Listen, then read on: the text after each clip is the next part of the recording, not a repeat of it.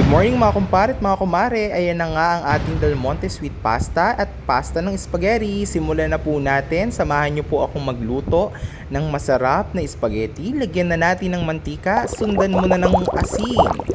Ayan. At syempre, pagkayari, italbog mo na ang pasta. Ayan, siguraduhin pong mainit na mainit ang tubig pag tinalbog niyo na po ang pasta. Ayan, para iwas labsa. At syempre nang matansya natin ang ganda ng pasta, ang magandang finished product. Uhuy!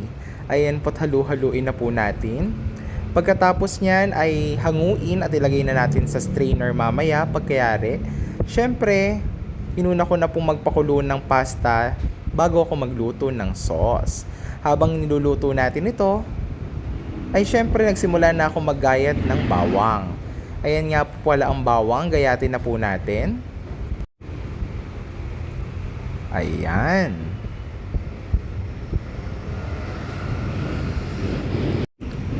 Siyempre dapat pinong-pino po, hindi po tayo ganun kagaling maggayat ng bawang kaya hindi po mabilis. Ayan, pero siyempre practice makes perfect po. Ayan. Madami po akong maglagay ng bawang para malinamnam at malasang malasa. Yan po kasi yung sikreto ko sa pagluluto. Dinadamihan ko po talaga yung bawang. Ayan. Bear with me guys. Matatapos din natin yan. Charus. Sundan na po natin ng sibuyas. Ayan. Gayatin na po natin. Siyempre nakakaiyak po ito. Parang pag-ibig pag nasaktan ka. Uhuy. Joke lang po. Ayan na nga ang ating sibuyas. Dapat pinong-pino po para pag ginisa natin maganda.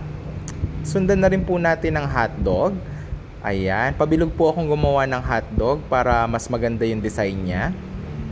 Nakakita po kasi ako ng isang hotdog sa rep eh. Yun na lang po kasi yung laman. Para mapakinabangan. O diba, ganun tayo kadiskarte mga kumpare at mga kumare. Ayan, bilog po dapat para maganda at manipis na manipis para mas kumalat yung tignan pag naglagay na tayo ng sauce. Ayan. O diba po, napakainihin ng taga-hiwa nyo.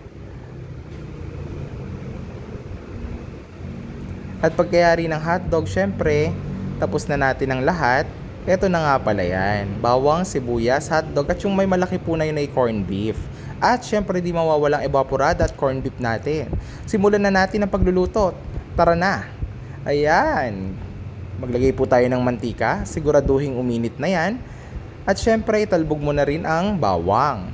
At haluin mo yan. Pag namula-mula na yan, isunod mo na yung sibuyas. Ayun. At sinunod na natin ang sibuyas. Talbog mo na rin ang hotdog. Ayan. At syempre pork cubes.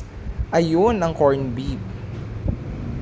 Galing po kasi sa freezer at hinayaan ko na lang po siyang maghiwa-hiwalay dyan sa kawali habang piniprito at nilagyan ko na rin po ng magic sarap at syempre patis.